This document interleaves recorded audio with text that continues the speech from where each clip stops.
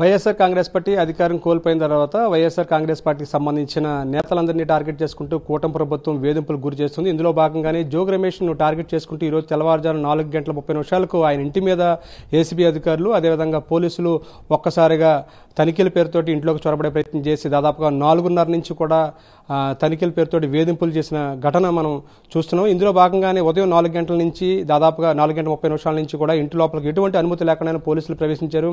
Search warrant లేకుండానే పోలీసులంతా కూడా లోపలికి వెళ్లి ఆ ఇంటి లోపల తనిఖీలు చేసే ప్రయత్నం చేశారు. ఇందులో భాగంగానే అగ్రిగోల్డ్ కేసులో జోగి రమేష్ కుమారుడు రాజీవ్ను అదుపులోకి తీసుకున్నట్టుగా తెలుస్తుంది. ఇందులో భాగంగానే ప్రస్తుతం రాజీవ్ను ఏసీబీ అధికారులు కారులో ఎక్కించుకుని తమతో పాటు బయటకు తీసుకెళ్లిన పరిస్థితి. ఈ నేపథ్యంలోనే జోగి రమేష్ నిరసన వ్యక్తం చేయడం జరిగింది. తమ కుమారుడి మీద అన్యాయంగా కేసు బనాయిస్తున్నారు, కూటమి ప్రభుత్వం తమ మీద బలహీన వర్గాల మీద అదేవిధంగా ముఖ్యంగా గౌడ్ కులానికి సంబంధించిన తమ మీద కష్టసాధ్య చర్యలు పాల్పడుతున్నట్టు కూడా ఆయన వ్యాఖ్యించారు. దీంతో పాటు చాలా సంచలన వ్యాఖ్యలు కూడా చేయడం జరిగింది. అగ్రిగోల్డ్ విషయంలో తాము ఎక్కడా కూడా తప్పు చేయలేదు, ఈ భూములన్నీ కూడా సిఐడి ఆధీనంలో ఉంటే తాము ఏ విధంగా ఆ భూములను కొనుగోలు చేస్తాము, తాము కొనుగోలు చేసిన భూములకి అగ్రిగోల్డ్కి కూడా ఎటువంటి సంబంధం లేదు, అధికారికంగానే తాము ఎటువంటి తప్పు చేయలేదు, చట్టబద్ధంగా తాము భూములు కొనుగోలు చేస్తే దానికి అగ్రిగోల్డ్ భూములంటూ కూడా దాన్ని లింక్ పెట్టి తమ మీద కష్ట సంచర్యలు పరిపడుతున్నారు. ఈ నేపథ్యంలోనే తాము ఎక్కడైనా తప్పు చేస్తుంటే కనుక విజయవాడ నడిబొడ్డున కుటుంబంతో సహా మేము ఉరి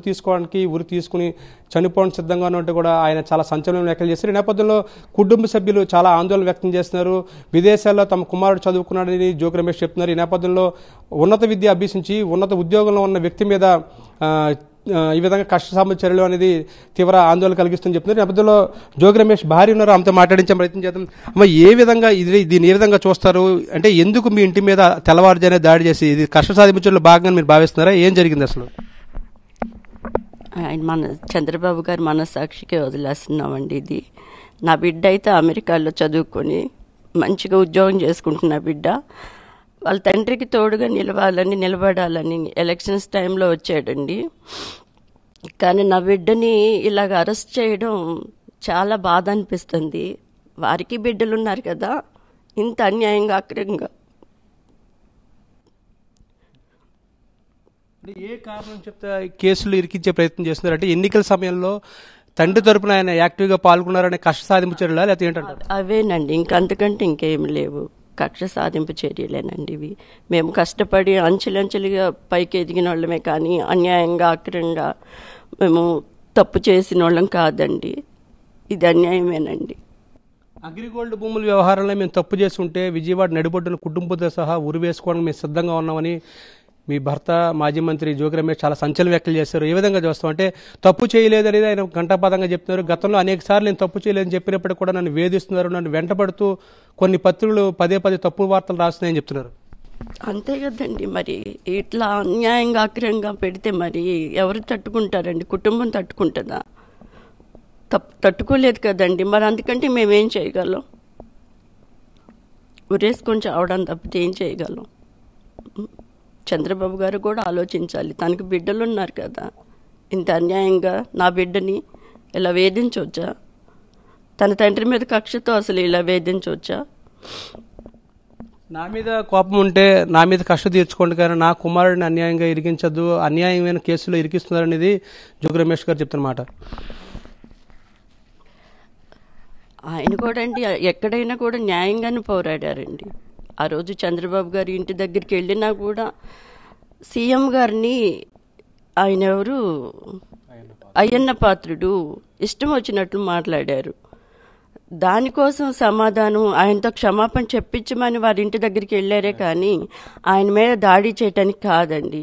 ఇది ఒక అక్రమంగా మా మీద కేసు పెట్టారు, ఆయన మీద దాడికి వెళ్ళారని. కానీ ఆయన వెళ్ళింది నిరసన తెలియజేయడానికి. ఒక సీఎం హోదాలో ఉన్న వ్యక్తిని అలా మాట్లాడితే ఎవరైనా తట్టుకుంటారండి? మనసాక్షి ఉన్న వాళ్ళు ఎవరు ఒప్పుకోరు కదండి. అంత హోదాలో ఉన్న ఆయన్ని ఒక అతను ప్రతిపక్షంలో ఉండి అలా మాట్లాడితే తట్టుకుంటారండి? మనసున్న ఏ వ్యక్తి ఊరుకోరండి. అందుకే ఆయన ఇంటికి వెళ్ళారు ఆనాడు నిరసన తెలియజేయడానికి. అదే ఉందండి వీళ్ళకి మనసులో కక్ష, అదేనండి. జోగి రమేష్ గారి మీద కోపం ఉంటే కష్టం ఉంటే ఆయన కుటుంబ సభ్యులను ఎందుకు అరెస్ట్ చేయాలి? ఆయన కుటుంబ సభ్యుల మీద ఎందుకు కష్ట సాధించి తీసుకోవాలి? అసలు ఇంకెలా తీర్చుకుంటారండి మరి? కక్ష అంటే ఇంకెలా తీర్చుకుంటారు? కుటుంబ సభ్యుల్ని టార్గెట్ చేస్తేనే కదా కక్ష తీర్చుకునేది. ఇంకెలా తీర్చుకుంటారు? మీ అబ్బాయి ఎక్కడ చదివాడండి? ఉన్నత విద్య అభ్యసించాడు? అమెరికాలో ఎంఎస్సికి వెళ్ళాడండి. జాబ్ కూడా చేసుకుంటున్న బాబు అనమాట. వాళ్ళ డాడీకి ఎలక్షన్స్ టైంలో తోడుగా నిలబడాలని వచ్చాడండి. అంతకు తప్పితే బాబుకి అసలు ఇటువంటి ఏం తెలియదండి. ఆ స్థలాలు ఏంటో, ఆ అక్రమ స్థలాలు కొనటం ఏంటో అసలు ఇవేమీ తెలియదండి. నాకే తెలియదండి. ఇంక మా బాబుకి ఎలా తెలుస్తాయి? నిజంగా చాలా దురదృష్టమైన ఘటనగా వీరు చెప్తున్నారు. ఎందుకంటే తమ కుటుంబం మీద కష్ట సాధింపు చర్యలో భాగంగానే జోగి రమేష్ మీద ఉన్న కోపంతో తమ కుమారుడిని అక్రమంగా అరెస్ట్ చేశారనేది ఆమె చెప్తున్నమాట. ఇందులో భాగంగానే విదేశాల్లో ఉన్నత విద్యను అభ్యసించి విదేశాల్లో ఉన్నత ఉద్యోగం చేస్తున్న సందర్భంలో ఆయన తండ్రికి తోడుగా ఎన్నికల ముందు ఇక్కడికి వచ్చి తండ్రికి బాసటగా నిలబడి ప్రచారం చేశాడు. ఈ నేపథ్యంలోనే జోగి రమేష్ మీద ఉన్న కష్టతోటి కుటుంబ సభ్యులను వేధింపుకు గురి చేస్తూ మా కుమారుడిని అదుపులోకి తీసుకున్నారనేది ఆమె ఆరోపిస్తున్నారు.